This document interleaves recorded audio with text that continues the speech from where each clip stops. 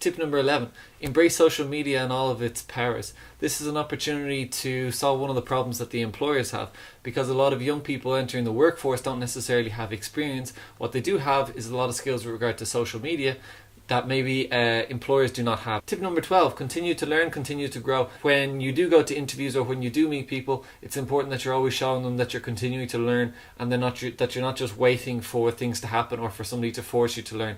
Tip number 13, practice the interview with a friend, with a family member, or with a professional coach like me. This is a good idea because you might not necessarily know how you're presenting yourselves, or they might be able to see things that you are not able to see. Also remember that we make impressions in the first 7 seconds, so those first 7 seconds can be crucial to your success. Like in the first 7 seconds of this video, you have made an impression on me. I hope it's a good one.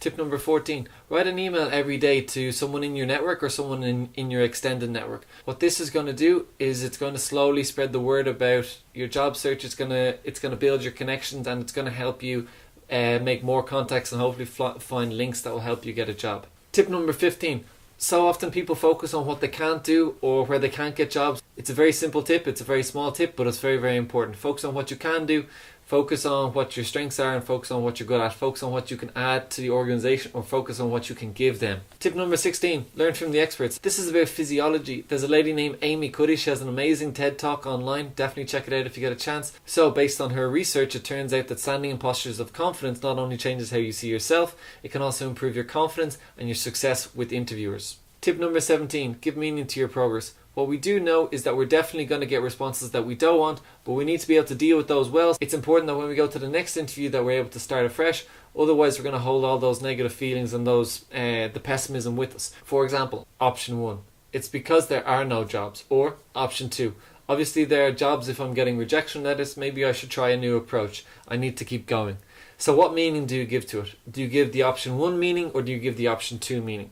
Tip number 18, realize that your past does not equal your future.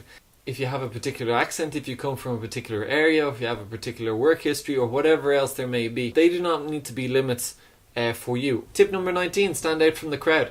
Okay, you can use your qualifications, your skills, or your activities.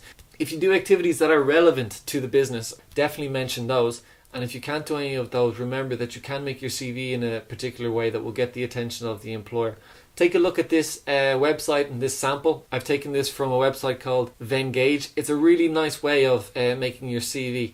Tip number 20, thank the interviewer and mention possibilities in the future. It's always a nice idea to write to them and to thank them for taking the time to speak to you, and also to ask them for some tips, maybe how you could improve, maybe what skills you should acquire, maybe things you could learn to help you, or some interview tips. They might say something to you or they might say nothing to you, but it's always worth the effort to write that email. So the last part of this today is I'm going to tell you about a workshop that I have. It's on in about 2 weeks. It will be a goal setting workshop, so you can sign on from the comfort of your own home, and it's free.